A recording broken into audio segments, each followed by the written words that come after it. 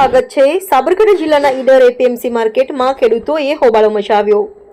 પ્રાપ્ત માહિતી મુજબ આજરોજ તારીખ 27/3/2025 ગુરુવારના દિવસે ઈડર ખેતીવાડી ઉત્પન્ન બજાર સમિતિમાં ઈડર તાલુકાના ગ્રામ્ય વિસ્તારના ખેડૂતોને ઘઉંના ભાવમાં ધરખમ ફેરફાર માલુમ પડવાથી અંદાજે 150 થી વધારે ખેડૂતો એકત્રિત થઈ ખેતીવાડી ઉત્પન્ન બજાર સમિતિના સંચાલકો અને વ્યાપારીઓના વિરોધમાં નારા લગાવી પ્રચંડ વિરોધ કર્યો હતો।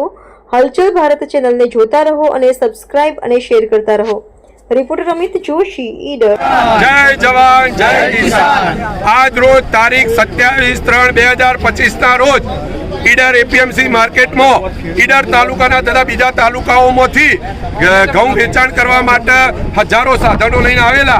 आ साधनो लईने आव्या पछी अहींया हेराजी 9 कलाके शरू करवामां आवेली त्यारे हेराजीनो भाव 480 थी शुभ शरूआत करवामां आवेली जे खरेखर एक जातनी लूंट कहेवाय।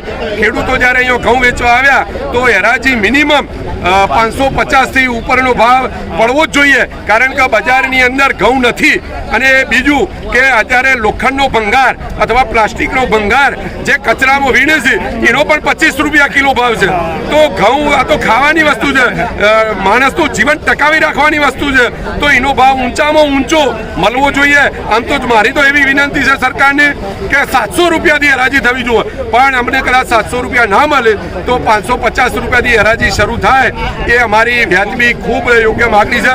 સરકારને વિનંતી છે, એપીએમસીના હોદ્દેદારોને વિનંતી છે, જે વેપારી ભાઈઓ ખરીદે છે એમને પણ વિનંતી છે કે ઊંચામાં ઊંચો ભાવ પાડવામાં આવે અને ખેડૂતને સંતોષકારક જવાબ આપવામાં આવે।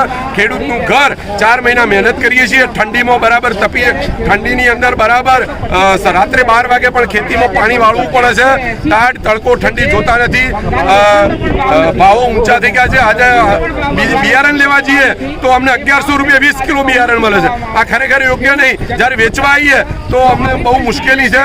તો મીડિયાના માધ્યમથી આ ભાઈઓ ઇન્ટરવ્યુ જે લીધું એમનું મારી ખાસ વિનંતી છે કે આ મેસેજ આખા ગુજરાતમાં પહોંચાડો કે એક જગ્યાએ આવી લૂંટ ના થવી જોઈએ અને 550 થી હરાજી શરૂઆત થાય એવી મારી દરેકની વિનંતી છે। ખૂબ ખૂબ આભાર, ધન્યવાદ। જય હિન્દ, જય ભારત।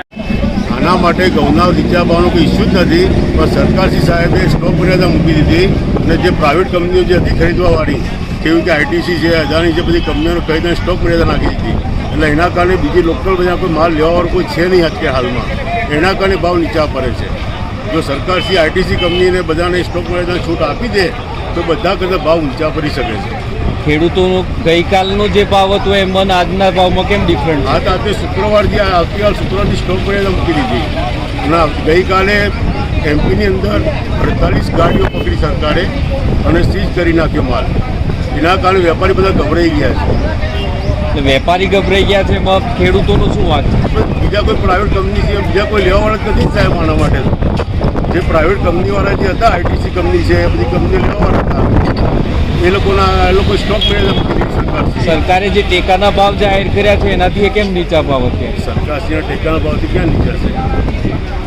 સરકારશ્રી ટેકાના ભાવથી નીચા કોણ છે જ નહીં। ખેડૂતોની ઉગ્ર માંગ એવી છે કે અમને આનાથી વધારે ભાવ મળવા જોઈએ, તો એ વિશે જો સ્ટોક મર્યાદા સરકારશ્રી કાઢી નાખે તો ભાવ ઊંચા જ મળવાના છે, આની અંદર નીચા ભાવ મળવાના જ નથી કોઈ નહીં।